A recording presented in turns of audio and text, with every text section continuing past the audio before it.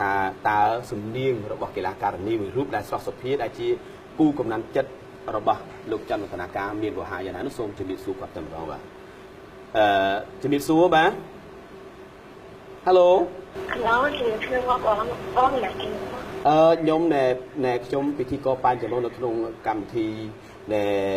ណែជាអារម្មណ៍បាទនៅក្នុងប៉ុស្តិ៍ភាពអិនណាបាទចេះទេខ្ញុំចង់សួរតិចដែរដោយសារតែមានមនុស្សម្នាក់គេថាគាត់ស្រឡាញ់ហើយគាត់ជាសង្សាររបស់កញ្ញាផ្ទាល់ណាណែខ្ញុំអាចសួរសំណួរខ្លះបានទេមើលទៅបាទសុំតិចមកសំលេទេសុំពេលវេលាតិចមកណាបាទសុំទោសចាអត់អីហៅបងហើយឥឡូវកំពុងនៅណាដែរនេះបាទនៅក្នុងស្រុកឬក៏ខាងស្រុកខ្ញុំអាចខែបងអូនៅប្រទេសក្រៅទេអញ្ចឹងទៅប្រហែលថ្ងៃហើយបាទ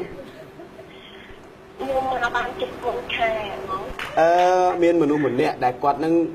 រ៉ាសនាមថាមេស៊ីកម្ពុជាហើយខ្មែរថាលោកច័ន្ទវឌ្ឍនាការគាត់ថាបានស្រឡាញ់កញ្ញាតើរឿងនេះពិតឬក៏យ៉ាងណាដែរបាទសួរត្រង់ហ្មងបាទចាអូនថៃយេ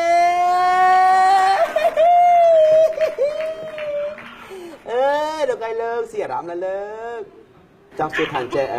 ខ្ញុំចង់សួរថាដំបូងឡើយដែលជួបកញ្ញាហ្នឹងតើគាត់ប្រើវិធីសាស្ត្រអ្វីដើម្បីធ្វើការទំនាក់ទំនងឲ្យខ្លាចជាស្នេហាពុកកញ្ជ្រោះបែបនេះបាទ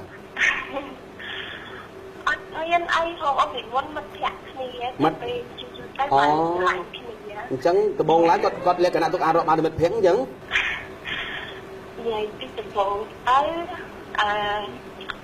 អត់មានប្រើវោហារស័ព្ទអីផងប៉ុន្តែគាត់ថាចាណាជាឌឺបងអូគាត់ឌឺដាក់ឌឺ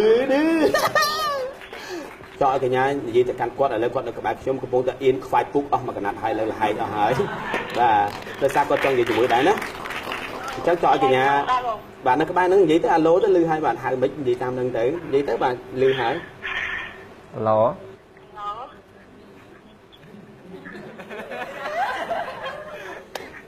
ធ្វើអីអត់ធ្វើអីហ៎ញ៉ាំបាយហើយមុជទឹកហើយនៅ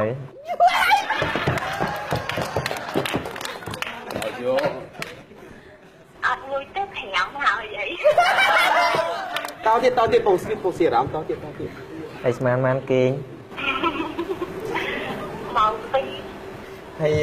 ចង់សួរថាពេលនេះអារម្មណ៍មិនដែរដែលនឹកច័ន្ទវឌ្ឍនាការអត់ហ្នឹងនេះមកដល់ប៉ាបងអ្នកមើលក៏ស៊ីអារម្មណ៍តាមខ្ញុំដែរហ្នឹងហើយណែចង់សួរថាចេះអ្នកទាំងពីរមានកម្រងអនាគតជាមួយគ្នាហើយទៅនៅបាទឬក៏គាត់សុំរៀបការហើយទៅនៅបាទអត់ទាន់ចិត្តទៅបងឥឡូវចិត្តនៅចង់ស្លាប់មកនៅចង់លេងកីឡាសិនអញ្ចឹងអរគុណកញ្ញាដែលបានចូលរួមណាហើយជូនពរឲ្យការហ្វឹកហាត់នឹងទទួលបាននៃអ្វីដែលល្អហើយសំខាន់ទៀតថែរក្សាសុខភាពផងដោយសារតែទឹកហាត់អីអញ្ចឹងតិចប្រយ័ត្នឆ្លក់ទឹកហើមសួតហើមអីហ្នឹងហើយអីមកសូមអញ្ចឹងអរគុណណាមិនរំខានយូរទេអរគុណដល់ការចូលរួមជូនពរឲ្យសុខភាពល្អយូរក៏ដូចជាការសម្រេចគ្រប់ភារកិច្ចណាអរគុណច្រើនណាបាទជំរាបលា